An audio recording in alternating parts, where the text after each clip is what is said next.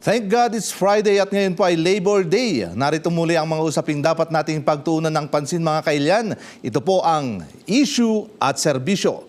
Hatid sa inyo ng PTV Cordillera. Sa patuloy pong pagtaas ng presyo ng langis, apektado na rin ang iba't ibang sektor sa ating bansa tulad po ng ekonomiya, agrikultura at marami pang iba. Kaya naman kung ano po ang mga paksang tatalakayin natin kaugnay niyan at kung sino po ang ating mga makakasama ngayong hapon, panoorin po natin ito. Dahil sa nagaganap na gyera sa Middle East, nagkakaroon din ng kakulangan sa supply ng langis dito sa bansa. Dahilan upang lalo pang tumaas ang presyo ng mga produktong petrolyo. Tila ba domino effect ang dala ng krisis na ito sa tahanan ng bawat Pilipino? Dahil kung papansinin, halos lahat ng mga produktong binibili o kinokonsumo natin sa araw-araw ay nagtaasan na rin ng presyo. Mula sa pagkain, pamasahe, kuryente at marami pang iba. Marami na sa ating mga kababayan ang umaaray sa mahal ng mga bilihin at maging ang ibang sektor tulad ng transportasyon, ekonomiya at agrikultura ay napipilayan na rin. Kaya naman ngayong hapon, ating unawain kung gaano kalaki ang impact ng oil crisis sa iba't ibang sektor sa Cordillera. Atin ding alamin ang mga plano at aksyong ginagawa ng ating pamahalaan upang maresolba ang suliraning ito tulad na lamang ng pagsulong sa paggamit ng renewable energy sa rehiyon. Samahan niyo kami sa aming talakayan kasama ang Department of Economy, Planning and Development. Jezreel Kate Lapizar sa Issue at Serbisyo.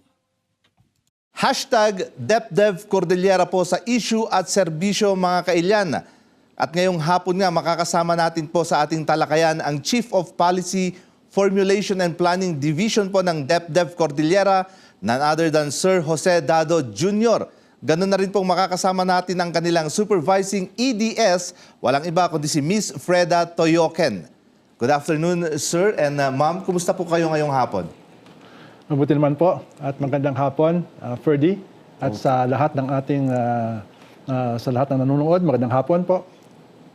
Magandang hapon, Sir Perts, at sa mga nanonood, mabuti po tayo ngayong araw. Yan naman, Happy Labor Day po. And of course, bago po tayo mag-umpisa, Sir Jose and Ma'am Freda, maraming salamat dahil kahit kokonti po yung panahon at ay napagbigyan po ninyo kami na maging panauhin namin kayo ngayong hapon dito po sa issue at serbisyo. So okay na po ba kayo? Handa na kayo? Handa na ba kayo? Handa na! Yun! Okay! Sir, unang-una na po, Sir, kay Sir Jose siguro, ano po ang papel na ginagampanan po ng Department of Economy, Planning and Development po ng DepDev tuwing ganitong nakakaranas po tayo ng krisis? Yung pong DepDev or dati po NEDA. Yes, sir. We were known as NEDA. Kami ang Technical Secretariat ng Regional Development Council. Okay. So yung RDC po ang mataas na policy making, planning and policy making body sa rehiyon. And as Technical Secretariat, kami yung tumutulong sa pagbuo ng ating Regional Development Plan. Yes, sir. Kasama dito ang lahat ng mga ahensya at iba pang sektor, ang mga LGUs, private sector. At mula sa plano, we have the listahan ng mga programs and projects or investment program. And going into the budgeting process with DBM at monitoring, kami po ang sa coordination, planning, at saka sa policy formulation at monitoring na rin ng mga programa. Ibig sabihin niyan, Sir Jose, pagdating po sa pagpaplano, kayo yung pinakamataas Opo. na ahensya? Opo. Although with the Regional Development Council, multi-sectoral po yun. Pagdating naman po sa crisis, katulad ngayon na nararanasan natin, sa national level, ang DepDev ang Technical Secretariat ng tinatawag na Uplift Committee. Okay. Na binuo through the executive order ng ating Presidente Marcos, 110. Ang ibig sabihin po ng uplift ay unified package for livelihood, industry, food and transport. Ito po ang mga programa ng iba-ibang ahensya upang matugunan itong pangangailangan ng krisis. Okay. Sir, nabanggit natin, nandito tayo or nararanasan natin ngayon ng krisis. Paano ba naapektuhan itong oil crisis ang inflation rate? And ano po yung mga ano ba yung kasalukuyang rate dito sa ating bansa when inflation is concerned? Sa inflation po, ito po yung pagtaas ng mga presyo ng mga bilihin. Yes, Sa ngayon po, nasa 4.1% ang pagtaas niya. Tapos, ang ekonomiya naman po natin sa rehiyon, maganda naman po ang performance natin simula noong 2025. Yes, sir. Po. Meron tayong growth rate o pagtaas ng production o Okay. productivity na 4.4%. No? And medyo bumagal ito mula noong 2024 Yes, to 2025 kasi alam naman po natin yung naging issue nung isang taon as yung sa infrastructure Yes, sir. implementation, no? Mga proyekto sa Flood control. Yeah. Flood control, actually. So medyo humina yung construction Okay, sir. sa later part ng taon. And pa rin, tumataas pa rin. Okay. Yun po yung So, pagdating po dito sa crisis ngayon, may epekto po yun. At least, we can be more resilient. Kumbaga, malakas naman po yung ating mga pundasyon. But, talaga may epekto po ang mangyayari. Ayun naman. Sir Jose, sa mga figures na nabanggit nyo kanina, Ma'am Freda, may gusto ba kayong idagdag sa mga figures na nabanggit kanina ni Sir Jose? Opo, Sir Ferds. Yung karagdagan lang na ko sa sagot na kung paano nakaka-apekto yung petrolyo, presyo ng fuel sa overall inflation. Okay. So, Pilipinas po yung na-cite kanina na 4.1% ng Okay. pagbilis ng pagtaas ng mga presyo. Yun po yung inflation rate. Pero aside from the direct po kasi na epekto ng presyo ng petrolyo doon sa inflation rate, naaapektuhan din po kasi yung presyo ng mga ibang bilihin. Dahil ang production po lahat, majority ng ating mga products, kahit agriculture products man yan o sa manufacturing, gumagamit po talaga siya ng fuel. Okay. At yun nga po yung ating dependence sa crude oil at saka diesel, nasa 60% pa. Kaya aasahan mong pagtaas ng presyo ng petrolyo, tataas din po yan sa mga ibang produkto. So, ganun po na overall increase po. Ang laki po ng weight niya sa pagbilis ng mga bilihin. Ito pong mga binabanggit natin ngayon, sa buong Pilipinas po ba ito or dito lang sa ating dito lang sa Region Cordillera? Ito po ay Pilipinas kasi pag kinumpara po natin yung pagbilis ng pagtaas ng mga presyo, sa national ay 4.1. Okay. Pero dito po sa car ay 4.5. So napansin na po namin yan since last year pa na yung ating inflation rate sa car ay mas mataas than the national average. So that means mas mabilis ang pagtaas ng mga bilihin, presyo ng bilihin sa car. So paano po natin i-assess ang kasalukuyang sitwasyon ng ating ekonomiya sa gitna po ng pagtaas ng presyo ng mga produktong petrolyo? Sir Jose? Sa sitwasyon po ngayon, Ferdy, inaasahan natin na dahil sa pagtaas nga ng inflation, and Yes, sir. hindi natin kontrolado kasi yung nangyayari sa Middle East na pagtaas ng fuel, apektado yung ating energy. So, we expect na pati sa produksyon, ang ating nabanggit kanina na value ng mga o halaga ng lahat ng mga produkto Okay. sa rehiyon, be it sa manufacturing or agriculture, magkakaroon din ng slowdown. So, in terms of growth rate, bababa rin ito. And maaari din po na may epekto to sa employment. Yes, sir. maaaring tumaas ang unemployment and pati yung sa poverty. So yun ang binabantayan natin na sana mabawasan at hindi naman masyado yung epekto sa pagtaas ng poverty incidence. Yun naman. Nagdeklara po ng state of calamity dito po sa lungsod ng Baguio, sir. Nung umabot sa 165.70 pesos ang per litro po ng diesel. Ano po yung ibig sabihin nito para sa ating, or ano po yung epekto nito sa ating ekonomiya? Dito po sa Baguio City, itong declaration of calamity, nakita yung pagbaba ng mga sa turismo, ating mga bisita. So, magkakaroon yun ng epekto sa support services, yung mga accommodations, Yes, sir. yung sa food providers, transport. So, we expect slowdown and siyempre yung mga enterprises, mga negosyo, negatibo yung effect nila. That's for the city kasi malaking bahagi ng ekonomiya ang ating mga tourists. Okay, yun naman. Dito sa Cordillera, in the Cordillera landscape, Sir Jose, gaano kalaki ang itinaas ng inflation rate dahil sa krisis ng langis? Or nabanggit nyo kanina, that is 4.5 dito sa Cordillera. Eto po, bakit tumataas ang presyo ng mga produkto kasabay po ng pagtaas sa presyo po ng langis?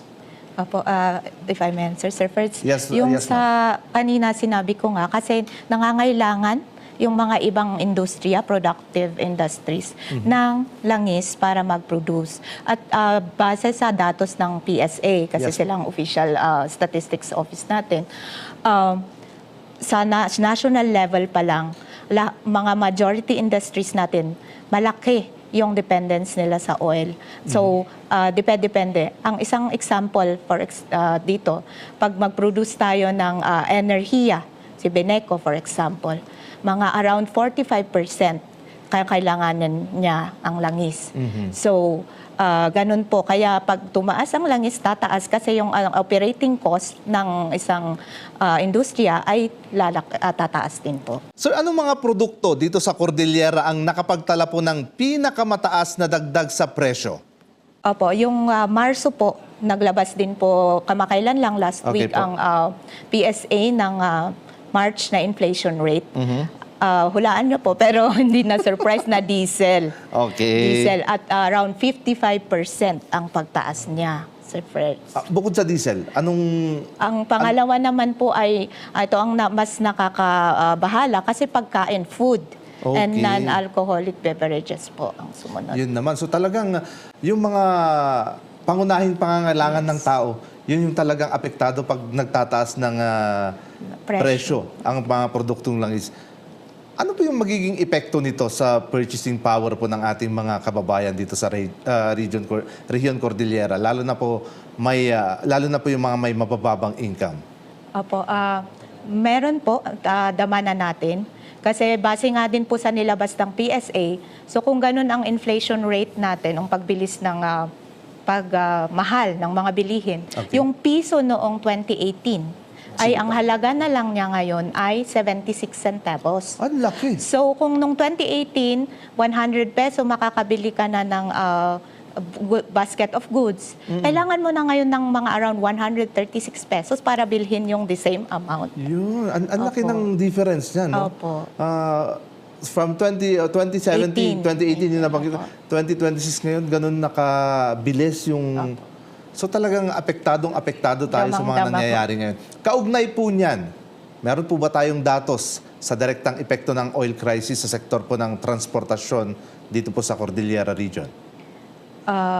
Opo, sa transportasyon specifically, na-cite ko nga po kanina na Yes, sila yung pinakamataas ang ambag sa inflation rate nung Marso. Okay. So, pero doon po yun sa mga diesel at mga crude oil products. Pero transport sector is bigger than the yung mga ating mga PUVs.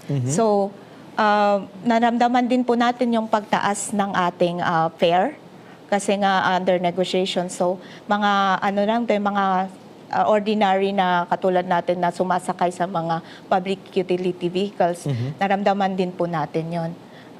meron din yung mga hindi na papasada para kasi nga hindi na sila kikita yung mga drivers. So ganun po yung nakikita nating direct po. How about sa labor sector, ma'am? Ano yung nakikita nating pagbabago na dulot or epekto nitong oil crisis na nararanasan natin ngayon?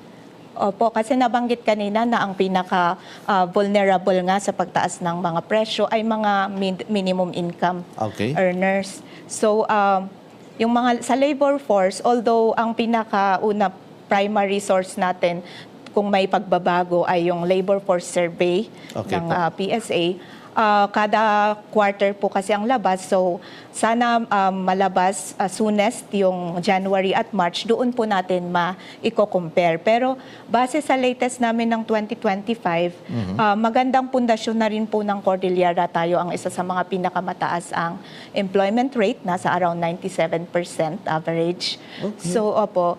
Pero ang magiging possible na epekto nito, kung hindi na kaya ng ating mga production sectors yung bilis ng price hikes, baka may magsara. Lalo na't mas maliliit yung mga industriya natin. Hindi sila yung malalaki, large scale. Mga konti lang ang puhunan. Konti lang ang large scale. Okay. So, mga konting puhunan. So, pag umakyat yung presyo ng operation cost, ang unang babawasan is yung mga employees.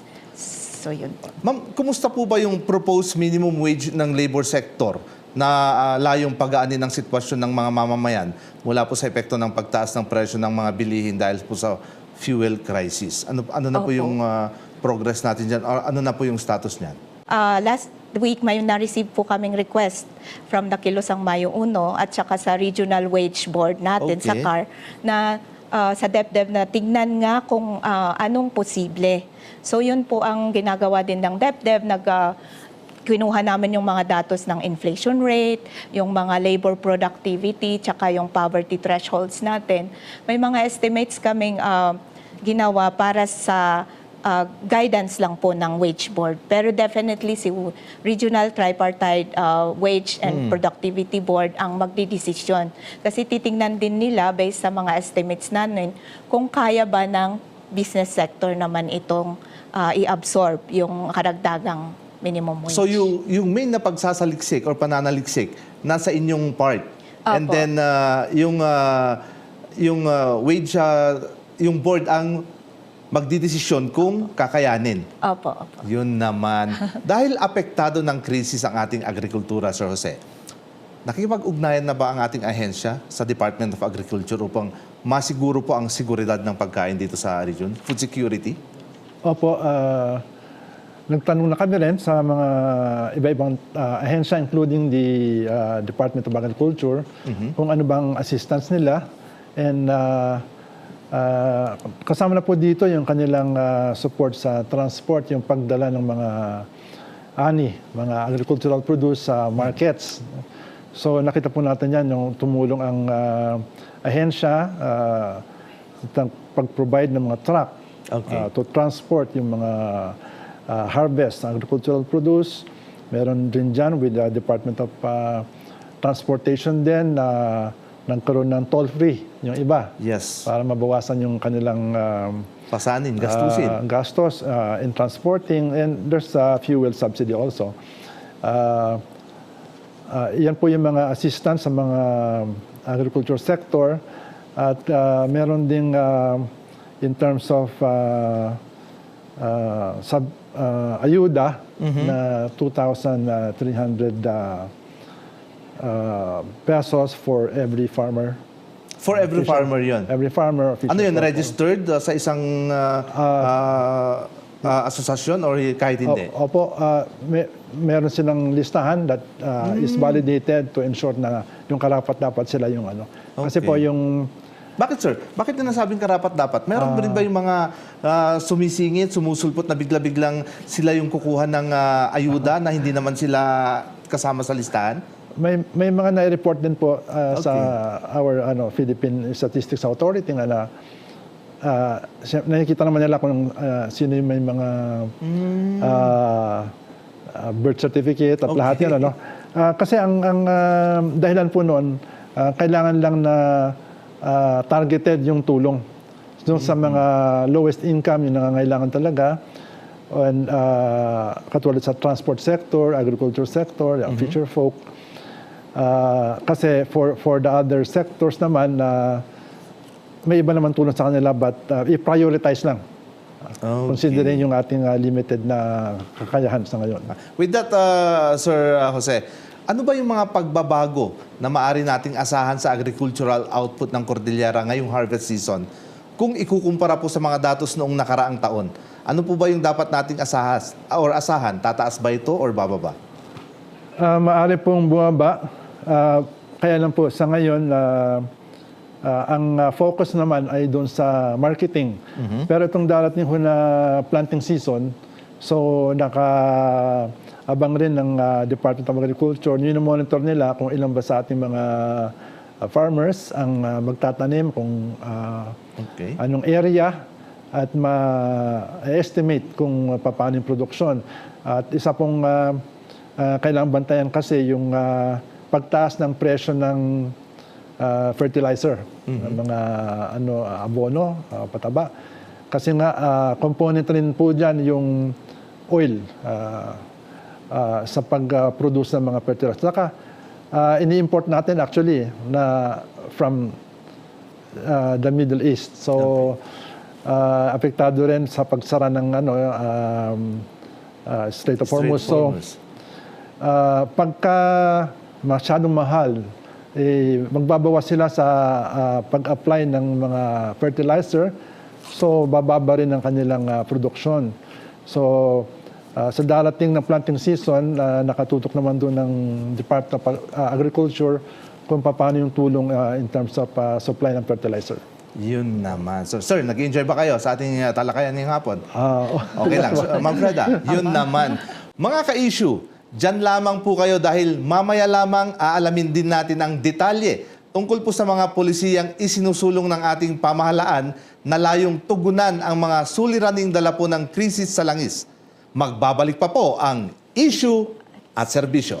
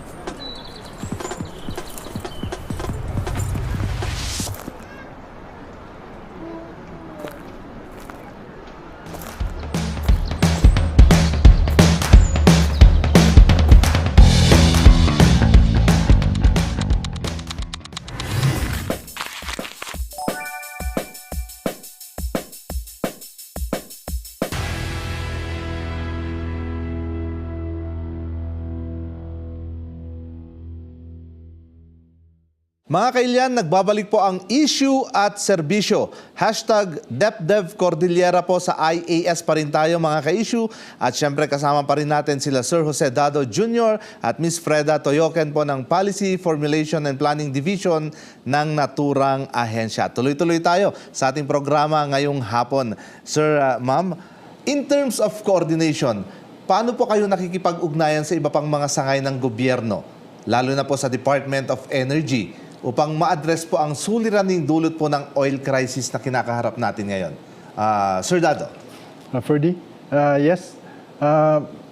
Nabanggit kanina yung Regional Development Council. So, ito po ay may mga subcommittees sa Okay. ilalim ng council. And isa na po dito yung subcommittee on energy. Okay. Diyan po kami, mayroong quarterly meetings nito bago mag-full council. Yes, sir. Yung Department of Energy ang chairperson ng subcommittee na yan. Ganun din sa ibang mga sektor po. Meron sa agriculture, subcommittee, sectoral committee, infrastructure, environment, development administration. So doon po ang coordination natin. So, pagdating po sa mga subcommittee na yan, sir, ano po yung mga kanya-kanyang role nila pagdating po sa mga pag-resolve or paglutas sa mga kinakaharap nating suliranin ngayon? Dito po na pag-uusapan kung ano man yung issue Okay. sa panahon. So katulad ngayon, we have this energy crisis. So sa subcommittee ng energy, dyan din po na pag-uusapan yung paano ba yung mga ahensya sa energy sector, paano sila makakatulong at yung mga ibang members, paano bang napag-uusapan, ano bang tulong ang gagawin o kaya anong pangangailangan with the other agencies sa ibang mga subcommittees and eventually sa Regional Development Council. So isa po sa mga napag-uusapan sa Energy Subcommittee ay yung renewable energy advocacy natin. Okay. Regarding to that, ano ba, sir, ma'am, yung existing renewable energy projects ng inyong ahensya in partnership with DOE at paano ito paiigtingin upang labanan ang kasalukuyang krisis? Isang pangmatagalang na solusyon Yes, per sir. D ay yung hydropower kasi yun ang madami tayong resources dito sa rehiyon, yung ating mga river systems. Ang pagsulong ng renewable energy as an alternative source ay inaasahan natin na mababawasan ang ating dependence o reliance sa oil na nakita natin maya't maya nagkakaroon ng disruption sa supply. Kaya po sa renewable energy, nandyan yung ating mga water resources, pwede natin itong itap with the private sector. Masasabi ba natin, Sir Jose, na sustainable po ang mga policies or policy at solusyon ng kasalukuyang ipinatutupad? And maaari ba nating mabawasan ang reliance natin sa langis? Opo, kailangan ko talaga pwede na na bawasan natin. Okay. Kasi nakita natin yung epekto na pag nagkaroon ng kaguluhan sa ating mga suppliers. So in this case, sa Middle East, talagang tumataas yung presyo o wag naman sana noon nakaraan mayroon pa mga shortage actually. So with the renewable energy, mas malinis ito, less pollution sa ating kalikasan. At saka, yun na nga, nandiyan na yung resource, itap natin siya.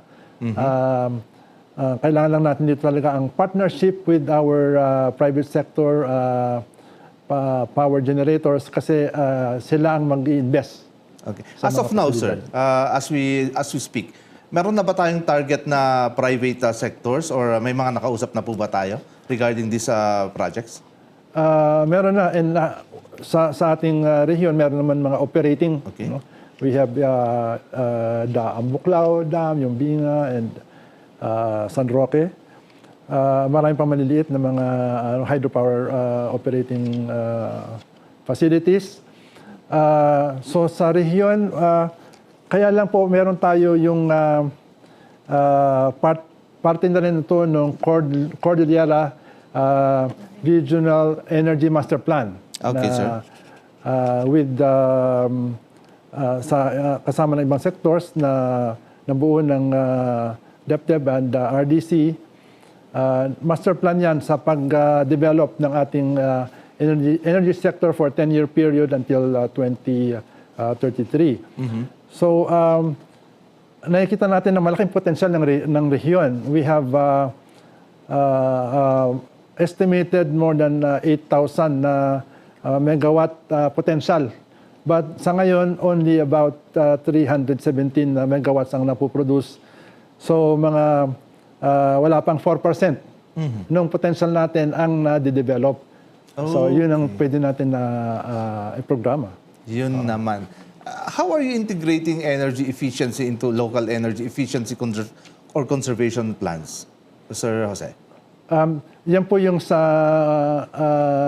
level lang ng sa opisina, no? Or sa ating sariling mga institutions o establishments. Nakita naman natin nagkaroon ng panawagan na magtipid. So in our case sa DepDev, mga simple lang pero collectively malaking epekto rin ito. Like pag hindi kailangan, you turn off the lights. So nagko-conduct rin kami ng virtual meetings para hindi ka na kailangan pumunta sa pagmimitingan ninyo. So by online na lang yung meetings. Yung mga biyahe ng sa office vehicle, schedule na plano para sabay-sabay yung mga pupuntahan, makatipid sa gasolina. It should be maintained, yung efficiency ng mga sasakyan. Ganun lang Ferdy na simpleng bagay sa level ng opisina. Oo. Effective sa inyo ngayon yung sir? 4-day work week. Yes po. Yan pang isa na for some agencies or offices, talagang 4 days yung nila, tapos yung Friday. Kasi kinokompleto na nila yung 40 hours a week. Let's say 7 ng umaga hanggang 6 in the evening, yung hours nila. Kami naman sa DepDev, yung Biyernes, work from home. Yun naman. At maraming salamat, sir. Dahil kahit naka-work from home kayo ngayong Biyernes, nandito pa rin kayo sa ating studio. Yan. Maraming salamat po sa inyong pagpapaunlak sa ating imbitasyon. At hindi nyo sinuggest ang Zoom. Hindi rin kami papayag. Okay. Magkano ang proposed budget ng inyong ahensya para po sa estimated fuel subsidy dito po sa region or Cordillera region? Ma'am Freda, tinignan ka na ni Sir. Yan. Makuha ka sa tingin. Gusto ko lang pong iklaro, Sir Perds, na yun ang nature or limitation din ng DepDev. Hindi po kami nagbibigay ng fuel subsidy kasi nga coordinating department lang po kami. Pero nakipag-coordinate na po kami dito sa mga implementing agencies. Like Yung sa DA kanina, nabanggit na, DSWD. Meron din po. Sa mga LGUs, so minomonitor po namin kung ano pong estado, anong mga proposed na fuel subsidy programs nila. So as of now, anong estado sa Ma'am Freda? Yes po. Opo, kamakailan lang, mayroon pa live ata po ang DSWD na nagbibigay na sila for the PUV drivers. Tapos yung mga LGUs, una na sila, mas mabilis po sila nung para sa mga tricycle.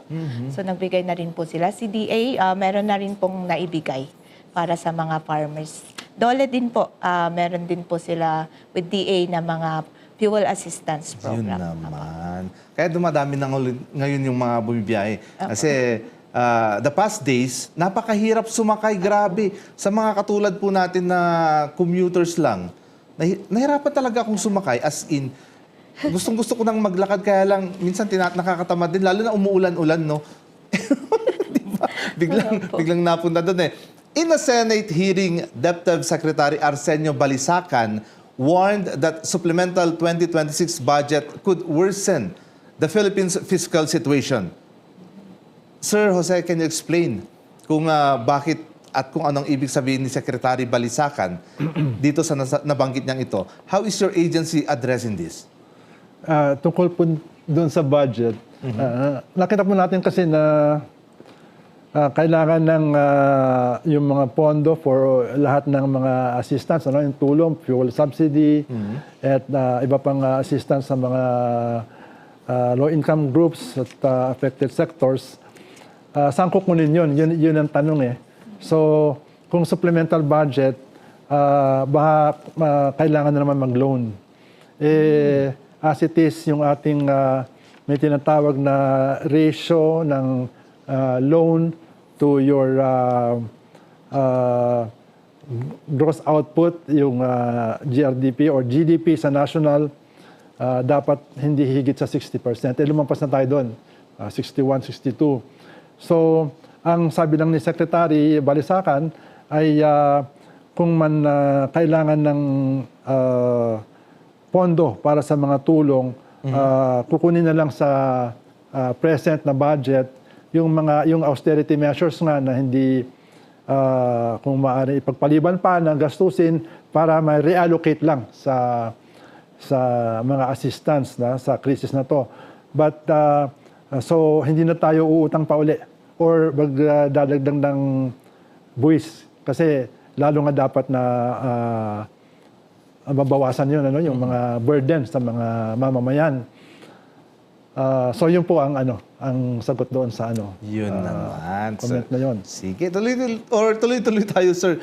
Ano pa yung ibang oil crisis interventions po na ipinatutupad ninyo dito sa rehiyon? Aside from yung nabanggit kanina ng mga tulong ng mga iba-ibang agencies, as DepDep, kami po sa coordination through the RDC rin, so we see na iba-ibang offices o ahensya ng pamahalaan, meron silang mga kanya-kanyang programa in relation to their mandates. So katulad po ng Bangko Sentral ng Pilipinas, kung isipin natin na hindi naman sila directly na may mga programa sa mga apektado na sektor, but regulatory sila, kaya lang meron silang guidelines ngayon na yung mga bangko na nagpapautang, kung maaari, binigyan sila ng grace period na yung mga nag-umutang hindi muna magbayad kasi nga yung mga apektado ng krisis. So, hindi mapapenalize yung mga bangko kung yung kanilang mga loans at this time hindi pa nababayaran. May extension for repayment period, but only for those na talagang apektado ng krisis. Yan ang isang example ng mga programa aside from yung direct na mga assistance ng ating mga DSWD, ng DOLE sa tupad, then of course yung Department of Trade and Industry, yung monitoring ng mga presyo para wala namang magsamantala, natataasan yung mga bilihin. Yun naman. And dahil ang pangunahing mandato nyo ay magplano, siguradong marami pa kayong plano para matulungan ang ating mga sektor na nangangailangan ngayon. Okay. Ma'am Freda, ready ka na ba? This is your Ready. moment. Okay. Mga ka-issue, sa pagbabalik po ng aming programa, pag-uusapan naman natin ang iba pang mga plano at aktibidad po ng DepDev Cordillera. Kaya naman patuloy lang kayong tumutok dito sa Issue at serbisyo.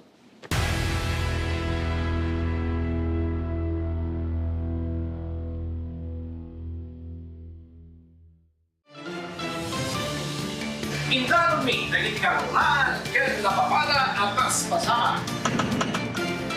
Hindi Cordillera, Ilocania, Cavite, Intero ang pahinga.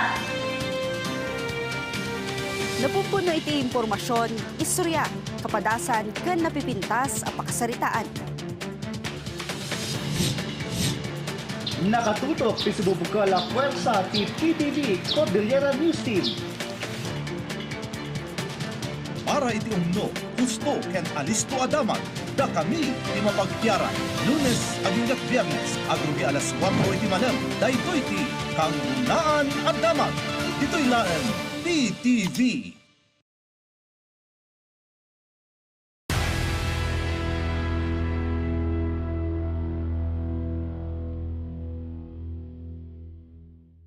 Welcome back mga kailyan. Kayo ay nakatutok pa rin po sa issue at serbisyo.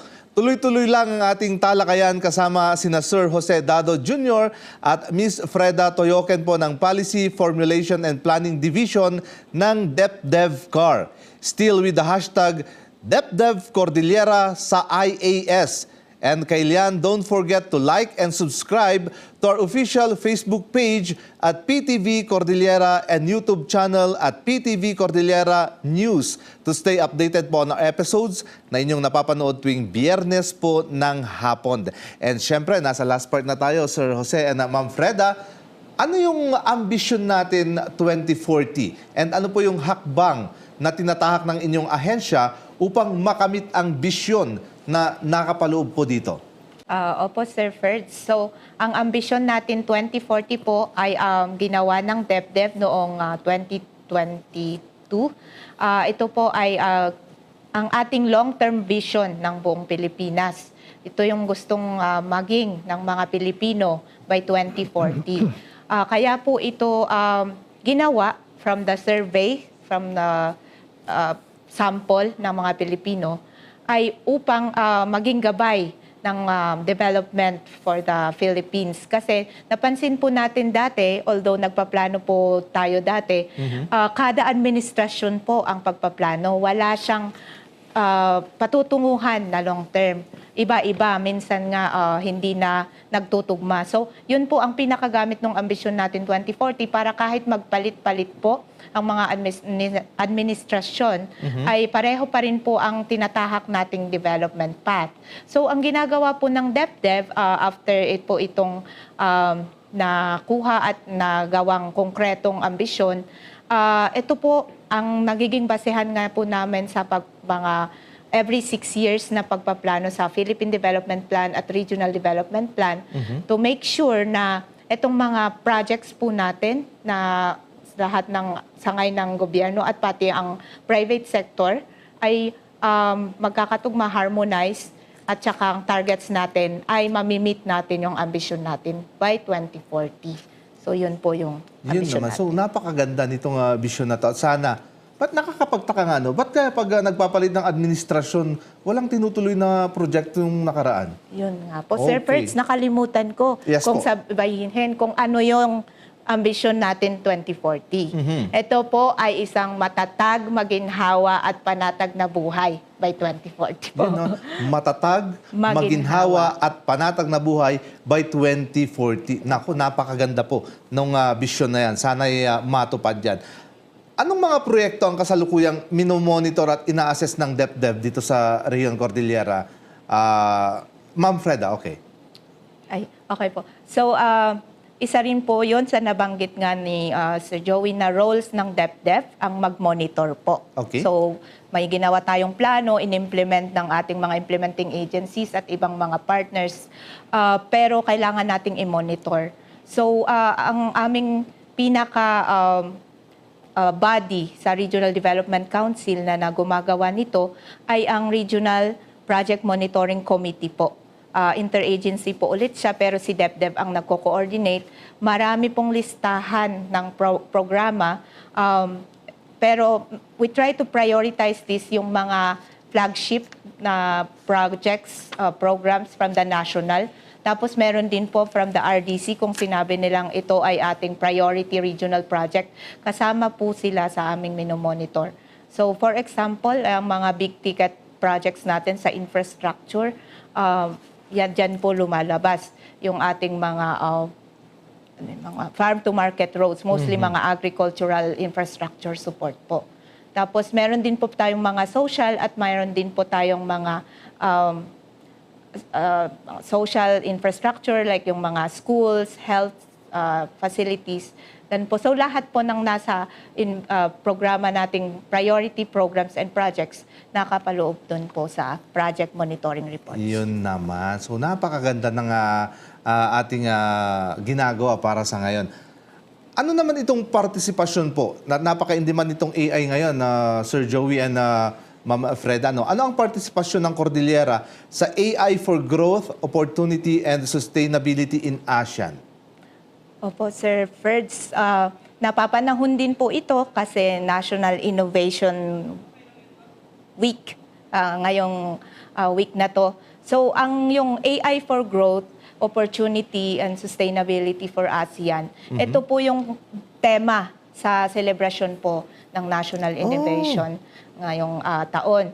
So, dahil ang Pilipinas po ang naging chair ng ASEAN, simula ngayong taon, we want na yung team na yon, pag shortcut mo yun, AGOS po yung kanyang acronym. Okay. Opo. So ang Agos, alam naman natin is flow, Filipino ng flow.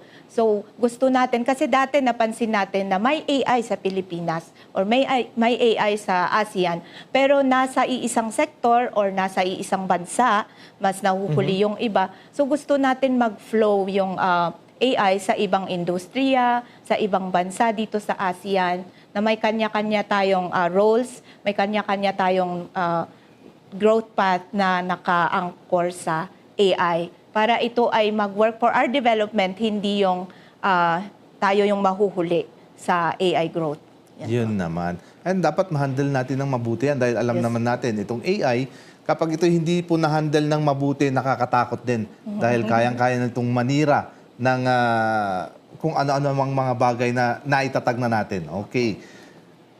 Eto po, ito yung isa sa mga pinakamatagal ng nagiging usapin dito sa Cordillera. Matagal na nating isinusulong ang otonomiya sa reyon, Sir Joey. May updates na ba tayo tungkol sa progress nito? Opo, pwede itong usapan sa Cordillera Autonomia ay ina-advocate ng Regional Development Council. Yes, sir. Through DepDev. Isang malaking factor o bahagi ng pag-unlad ay ang good governance or better governance. So, ang advokasya po natin ay through an autonomous region or regional government, ating mapag-unlad ang rehiyon ng higit pa sa kasalukuyang sistema na katulad ng ibang rehiyon except for sa Muslim Mindanao na they have their own autonomous government na napapailalim tayo sa national government. So, yung autonomy kasi yung self-determination, ang ibig sabihin lang na meron tayong sariling regional government. So, yung mga resources, o sabihin natin yung budget na sa ngayon nanggagaling sa mga central offices sa national. Yes, sir. Dito na pagdidesisyonan sa rehiyon. Kasi magkakaroon tayo ng sariling regional assembly, regional government. So mapaprioritize o tayo na magdidesisyon kung ano mga programa, proyekto ang ipapatupad natin.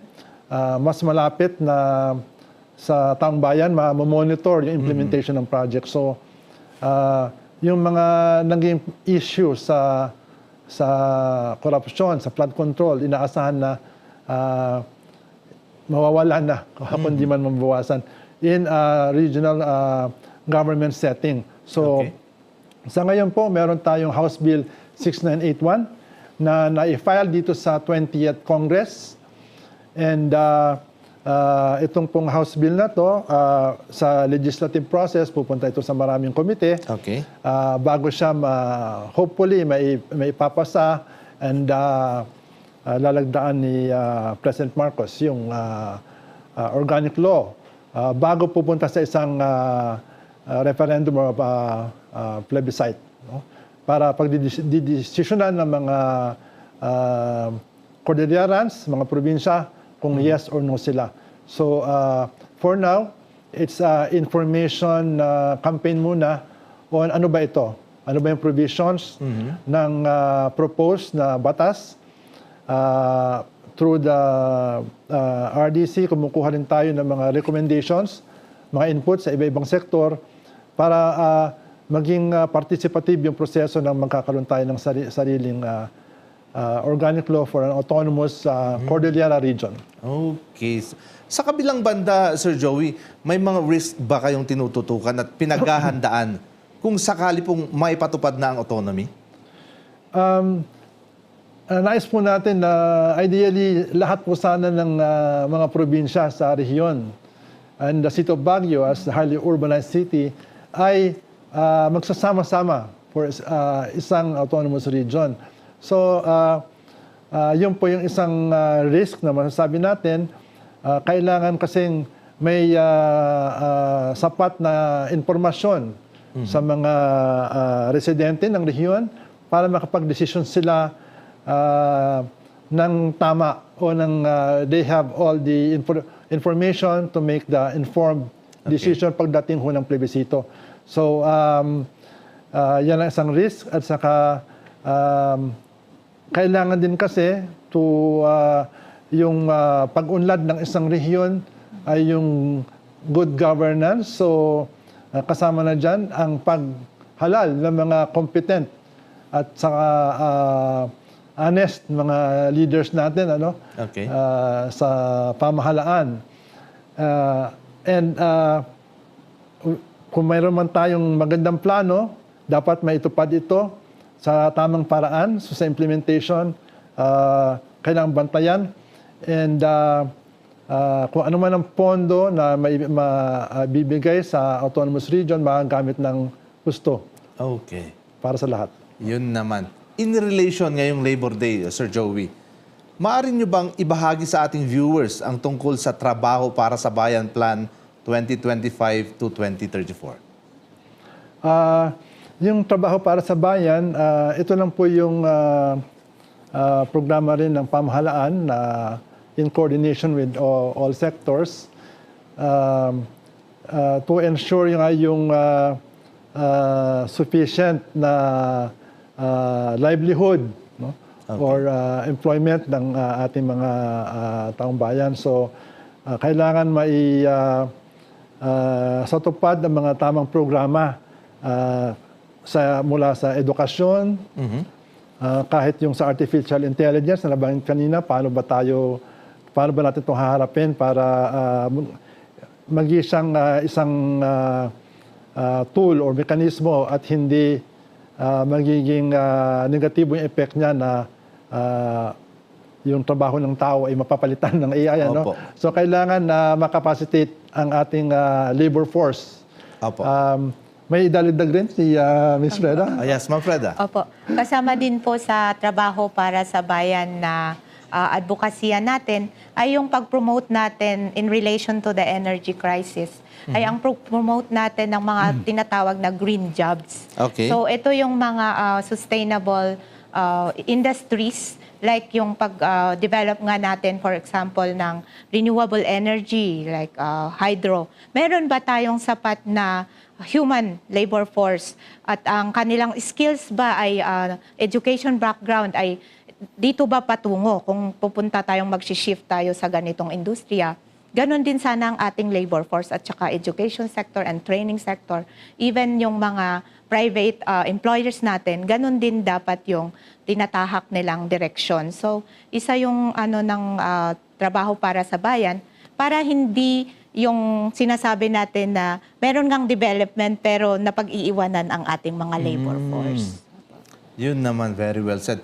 Napakadami kong natutunan sa inyo ngayong hapon, Ma'am Freda and Sir Joey. No? Napakarami pa sana natin pag-uusapan pero napakaikli ng ating oras. Pero bago po tayo tuluyang magtapos, Sir Joey, kayo na po ang aking bibigyan ng pagkakataong ibahagi ang commitment po ng DepDev sa ating mga televiewers. The floor is yours, sir. Salamat, Ferdy. Nais po lang namin na ipahatid na ang DepDev ay kasama ninyo sa ating pagharap sa krisis na to. Kasama na ang Regional Development Council at lahat ng members of the council. Intersectoral po ito, mga ahensya ng gobyerno, even the private sector, mga LGUs, academe. So, importante lang ho, tulong-tulong tayo yung sinasabi natin na pagkakaisa or social cohesion. Magtulungan tayo at ating malalampasan rin ang krisis na hinaharap. Yun naman. Maraming salamat, Sir Joey and Ma'am Freda.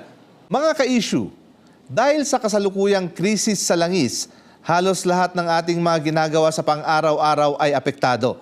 Mahalagang unawain natin ang mga pagbabagong dulot nito sa bawat sektor dito po sa ating rehiyon upang mapaghandaan ang mga suliraning posible nating kaharapin dahil dito. lagi rin tayong makibalita at maging mapanuri sa kung paano inaaksyonan ng ating pamahalaan ang krisis. Sa ganitong panahon, higit na mas kailangan po nating magkaisa.